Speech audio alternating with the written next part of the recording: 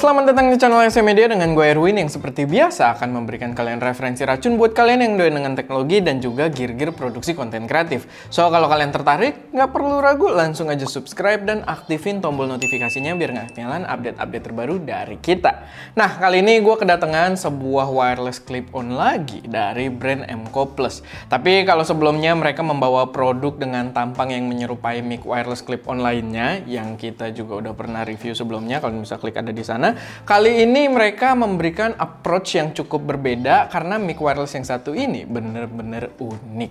Ini adalah mic dari MCO Plus dengan nama MCO Plus UHF WMU48 dan dia memiliki dua tipe, di mana yang satu transmitter dengan sebutan set A itu dibanderol Rp1.100.000 dan set B atau dua transmitter itu dibanderol seharga Rp1.500.000 aja.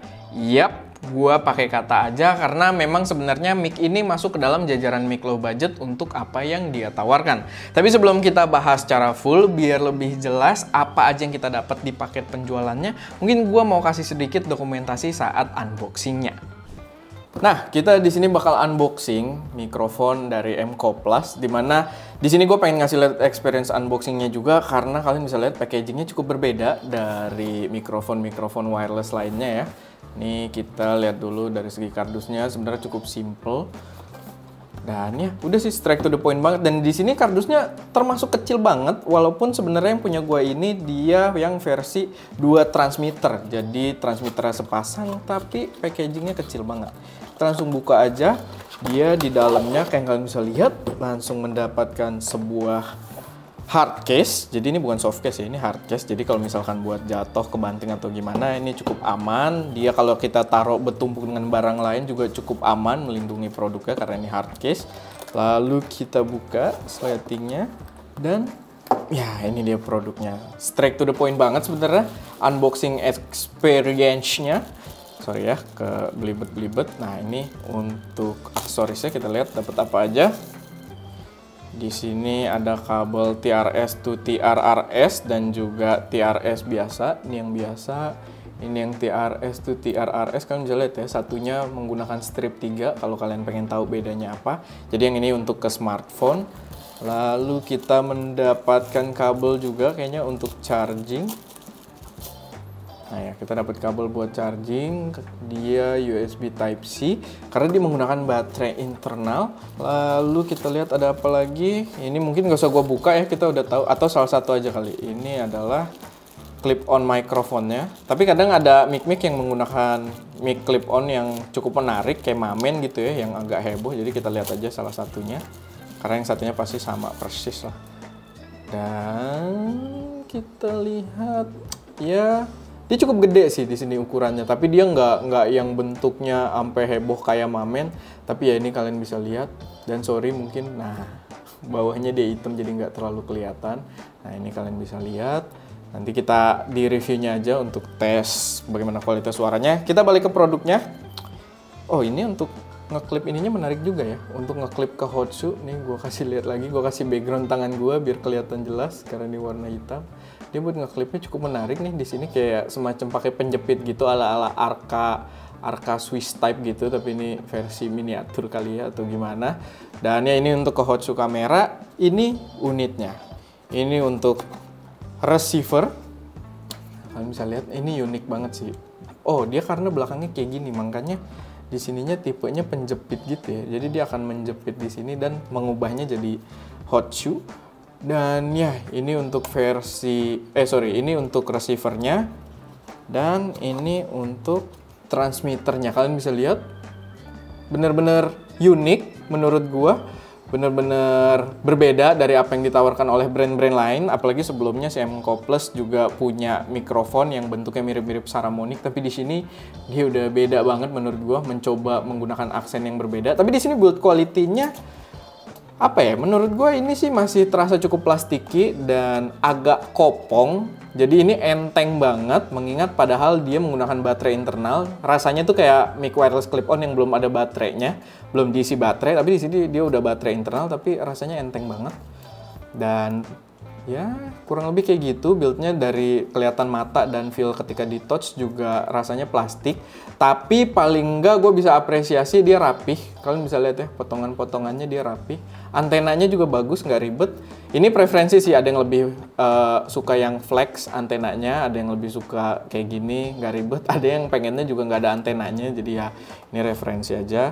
Tapi ya ini overall build quality-nya dan rasa ketika unboxing-nya. Jadi mungkin kita lanjut lagi ke video utamanya. Oke, setelah lihat unboxing tadi, harusnya kalian udah paham apa aja kelengkapan yang kita dapetin dan juga impresi build quality fisiknya yang ya memang bukan yang terasa profesional. Untungnya aksen fisiknya yang berwarna putih ini memberi value tersendiri soal kesan fisiknya. Tapi kalian juga harus paham kalau fitur yang ditawarkan oleh mic ini sebenarnya agak melebihi ekspektasi gua yang sebelumnya sudah agak judgmental terhadap fisiknya.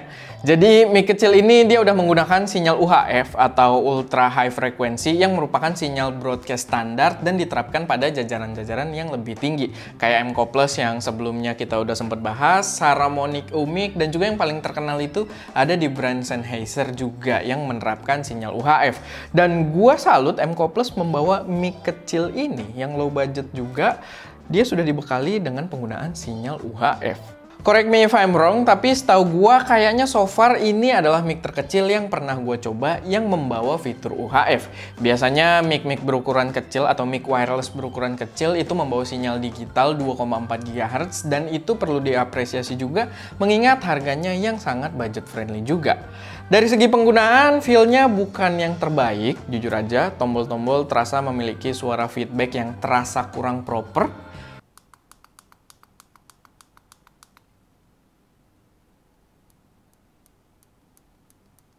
Dan experience-nya untuk pengoperasiannya itu secara general gua rasa nggak bisa membuatnya terasa profesional. Feel-nya itu benar-benar menggambarkan harganya juga yang cukup low budget. Tapi kalau kita berbicara soal produk-produk budget friendly kayak gini, pertanyaan utamanya adalah apakah dia bisa menyelesaikan tugasnya dengan baik? Dan di sini gua pede buat bilang yap. Dia mengerjakan fungsinya dengan sangat baik sebagai wireless microphone yang sudah UHF. Suaranya bagus, kita sempat pakai juga di video review Takara OH25 yang bisa kalian lihat videonya di sana. Suaranya di video tersebut benar-benar clean, bersih, jelas, dan di pengetesan kita, intervensi pun sangat-sangat minim. Bahkan di jarak yang cukup jauh. Dan mungkin sekarang kita putar dulu pengetesan jaraknya. Oke, ini pengetesan audio menggunakan mikrofon MCO Plus yang cukup kecil, yang putih nih kalian bisa lihat, gue pakai. Dan ya ini di sini kita mau ngetes jaraknya dulu. Sekarang nanti kalau masih kedengeran biasa aja. Kalau udah nggak kedengeran melambai ya. Gue akan mundur ke belakang.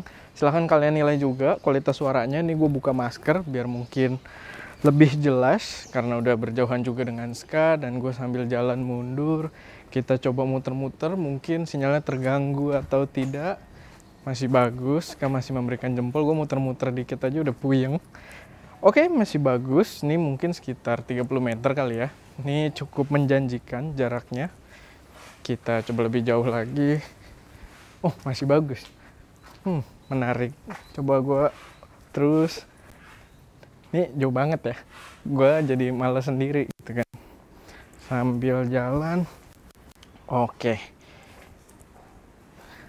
Oke, itu berarti jaraknya cukup jauh untuk sebuah mikrofon wireless yang antenanya compact, kecil, tapi dia keras ya. Jadi mungkin antenanya cukup bagus dan dia menggunakan UHF atau Ultra High Frequency.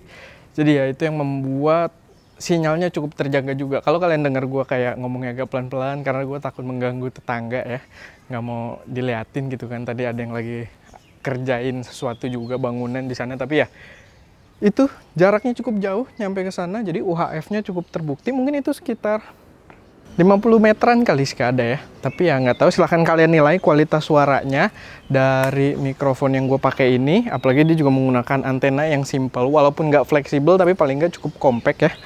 Dan ya itu sedikit pengetesan suaranya. Yap, itu tadi pengetesan jaraknya dan itu cukup jauh. Bahkan kalian bisa lihat sendiri gue sampai males gitu buat jalan menjauhnya karena ya memang lumayan jauh.